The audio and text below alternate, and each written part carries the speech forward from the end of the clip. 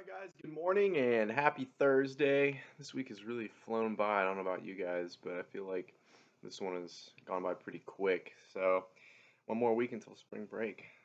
I don't know if I've ever been less excited about a spring break before. We're going to be on page 71 today, kind of right in the middle where it starts with Mildred Shrieked, and we'll just go ahead and kind of get started here without further ado. So, middle of 71, where we left off, um, basically Montag had just revealed all those books to Mildred. They kind of started to sift through them and read them, and she's not really being as receptive to it. Big surprise, as Montag is. She's obviously would probably prefer to just throw them all out, but Montag is determined to get some meaning out of them, and so our reading ended yesterday with him basically determined to meet this guy that he met in a park, an old professor, and kind of talk to him about books. And so that is where we'll pick up today. Mildred shrieked with laughter in the hall. Montag went to his bedroom closet and flipped through his file wallet to the heading, Future Investigations. Faber's name was there. He hadn't turned it in, and he hadn't erased it. He dialed the call on a secondary phone. The phone on the far end of the line called Faber's name a dozen times before the professor answered in a faint voice. Montag identified himself and was met with a lengthy silence. Yes, Mr. Montag. Professor Faber, I have a rather odd question to ask. How many copies of the Bible are left in this country? I don't know what you're talking about. I want to know if there are any copies left at all. This is some sort of trap. I can't talk to just anyone on the phone. How many copies of Shakespeare and Plato? None. You know as well as I do. None. Faber hung up. Montag put down the phone. None. A thing he knew, of course, from the firehouse listings, but somehow he had wanted to hear it from Faber himself. In the hall, Mildred's face was suffused with excitement. Well, the ladies are coming over. Montag showed her a book. This is the Old Testament and New Testament, and don't start that again. It might be the last copy in this part of the world. You've got to hand it back tonight, don't you? Captain Beatty knows you got it, doesn't he? I don't think he knows which book I stole. But how do I choose a substitute? Do I turn to Mr. Jefferson, Mr. Thoreau? Which is least valuable? If I pick a substitute and Beatty doesn't know which book I stole, he'll guess we have an entire library here. Mildred's mouth twitched. See what you're doing? You'll ruin us. Who's more important, me or that Bible? She was beginning to shriek now, sitting there like a wax doll, melting in its own heat. He could hear Beatty's voice. Sit down, Montag. Watch. Delicately like the petals of a flower. Light the first page, light the second. Each becomes a black butterfly. Beautiful, eh? Light the third page from the second and so on. Chain smoking, chapter by chapter. All the silly things the words mean. Gimli, I'm over here, buddy. Come over here. Yeah, come here, bud. Alright, he's on his way.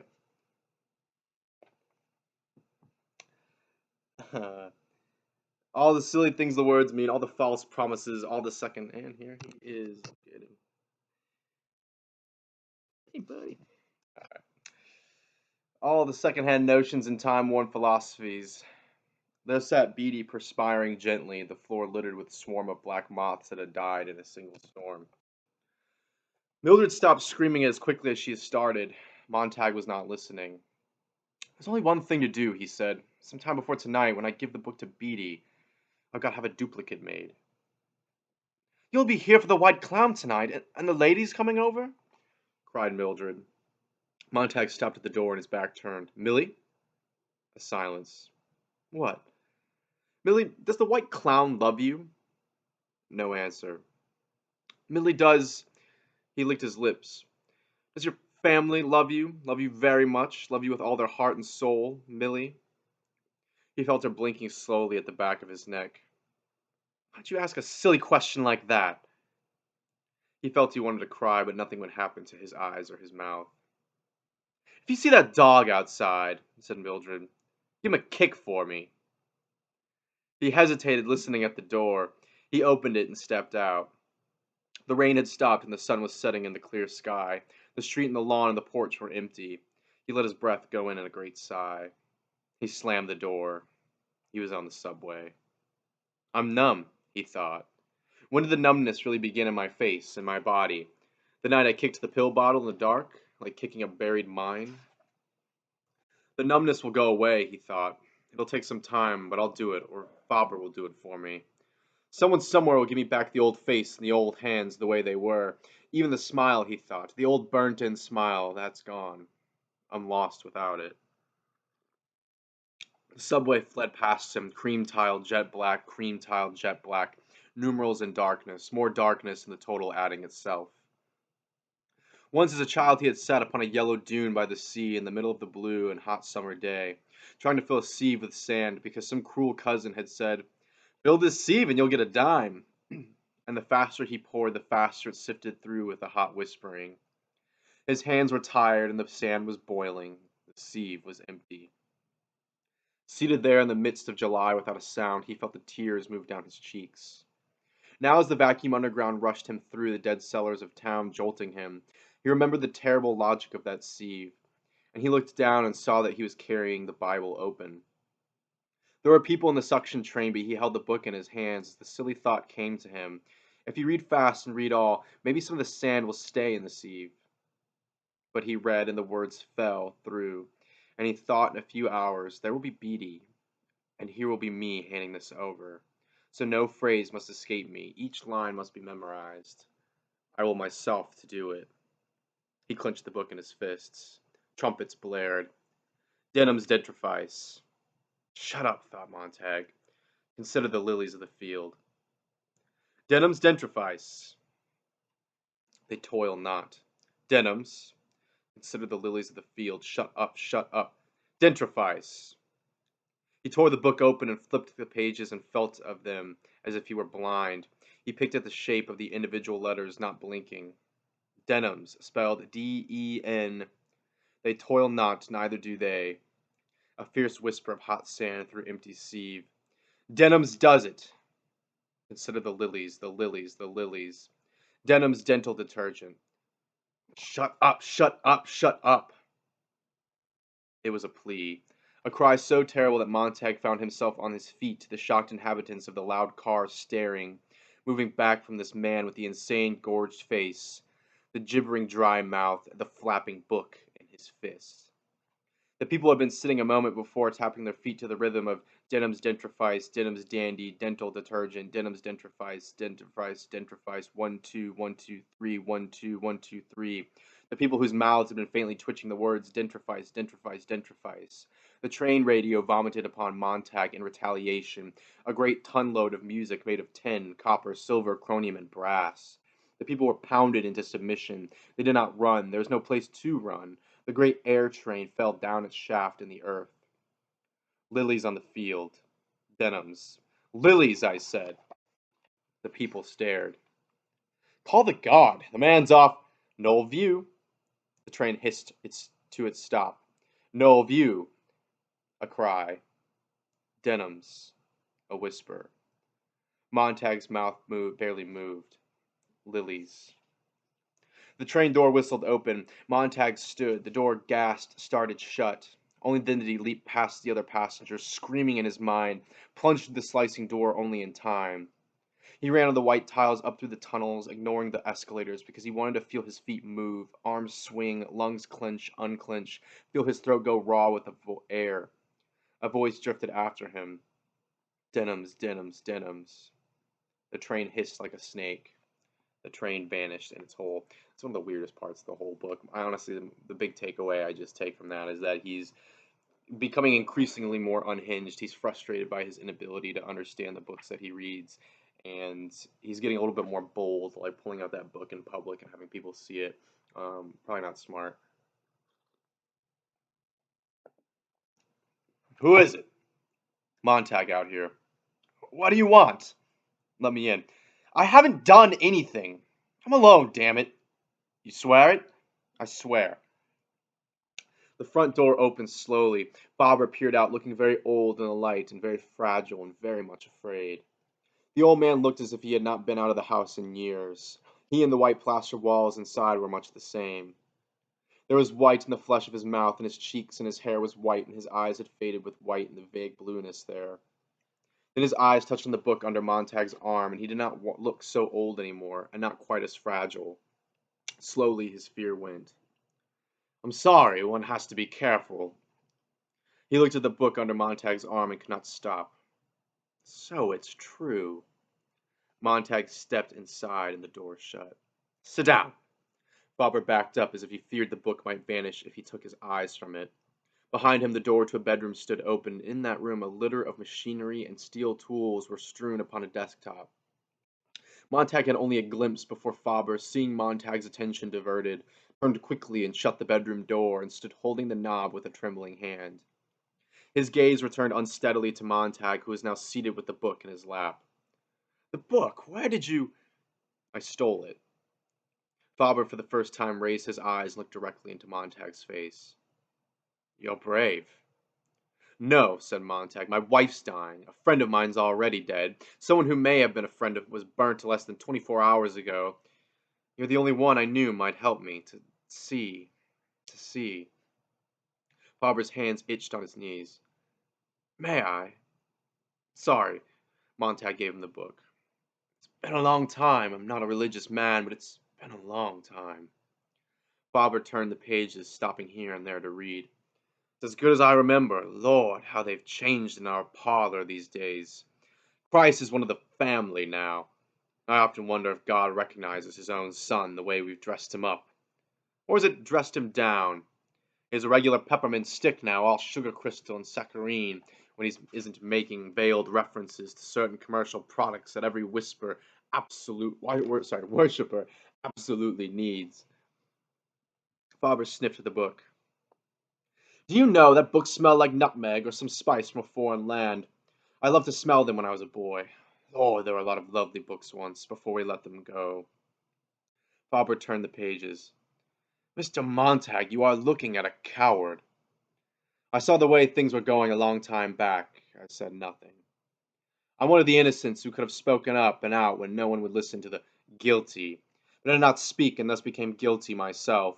And when finally they set the structures to burn the books using the firemen, I grunted a few times and subsided, for there were no others grunting or yelling with me by then. Now it's too late. Faber closed the Bible. Well, suppose you tell me why you came here. Nobody listens anymore. I can't talk to the walls because they're yelling at me. I can't talk to my wife, she listens to the walls.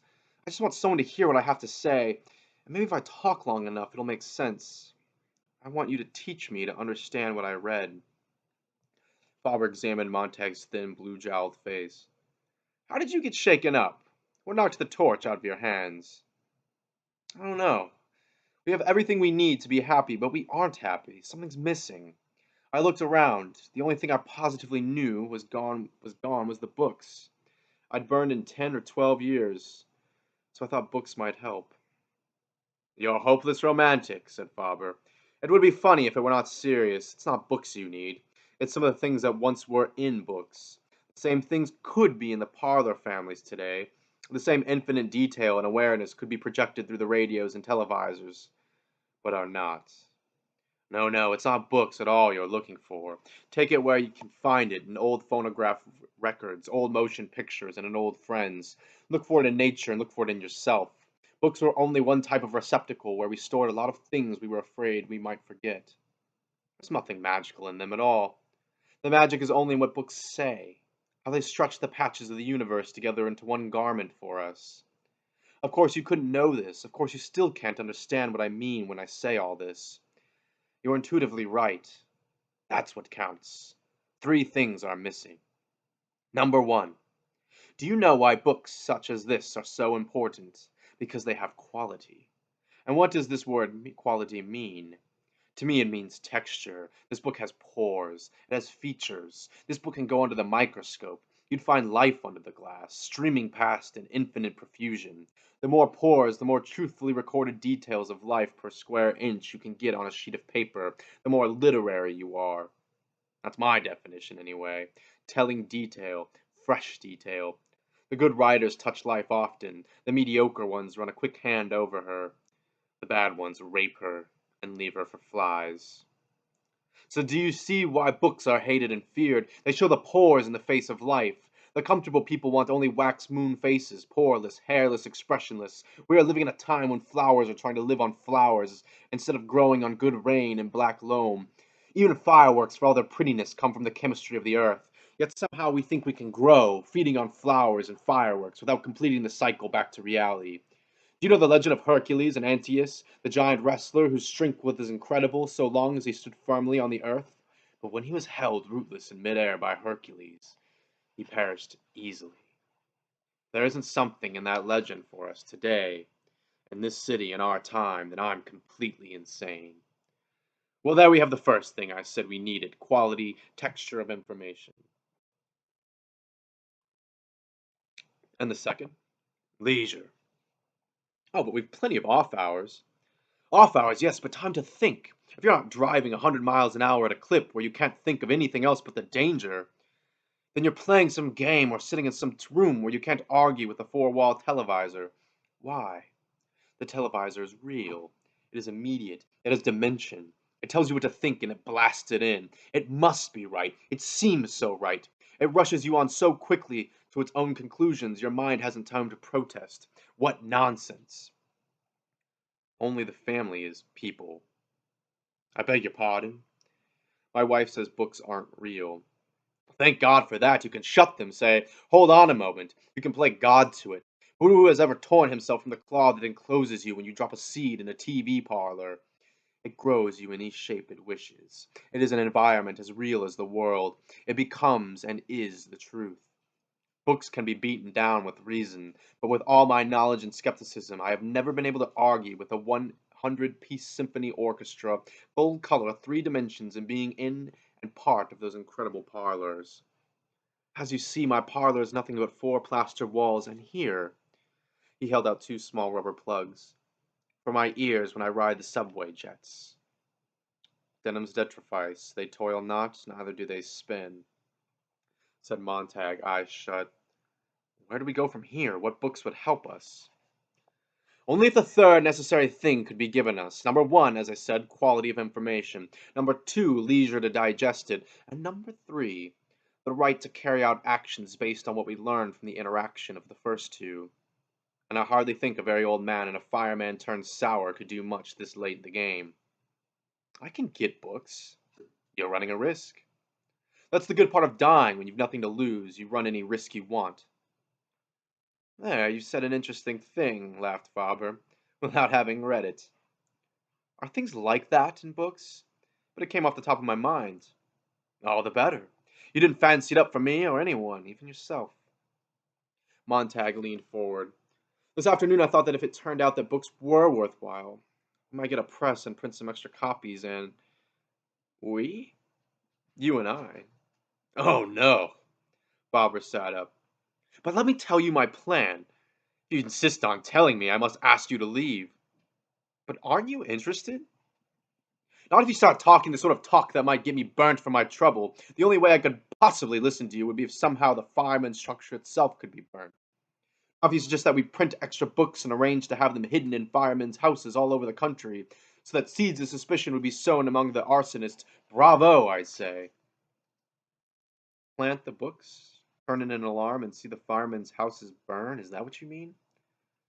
Faber raised his brows and looked at Montag as if he were seeing a new man. I was joking. If you thought it would be a plan worth trying and have to take your word, it would help. You can't guarantee things like that. After all, when we had all the books we needed, we still insisted on finding the highest cliff to jump off.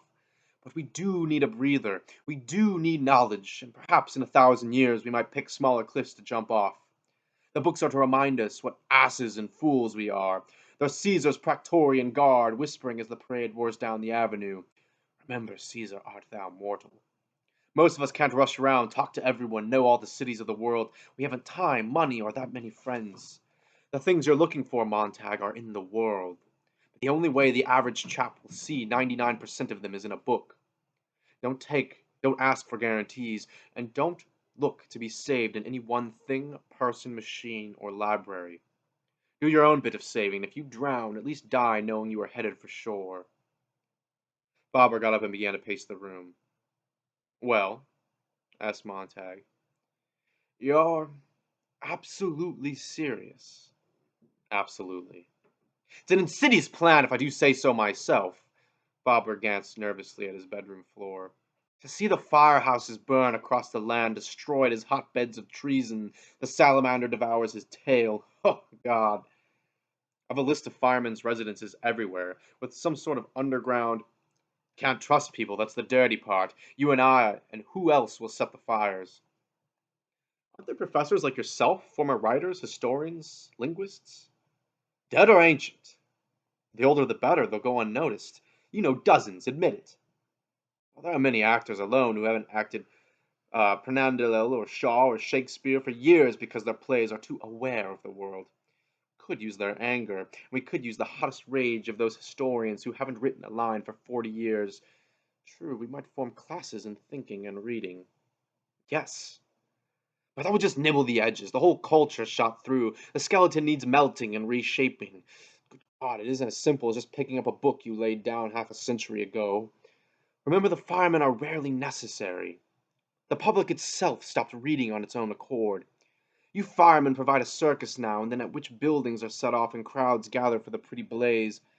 But it's a small sideshow indeed, and hardly necessary to keep things in line. So few want to be rebels anymore. And out of those few, most, like myself, scare easily. If you dance faster than the white clown, shout louder than Mr. Gimmick at the parlor families. If you can, you'll win your way, Montag. In any event, you're a fool. People are having fun. Committing suicide, murdering. A bomber fight had been moving east all the time they talked, and only now did the two men stop and listen, feeling the great jet sound tremble inside themselves. And so now you kind of get an idea of the plot that they are going to sort of try to carry out here. This plot to destroy all the firemen's houses. We'll go ahead and stop there today. Remember, your assignment is that discussion board. You're just going to respond to that question and then comment on 2 other people's posts. And that'll be it for today. Otherwise, I'll see you tomorrow.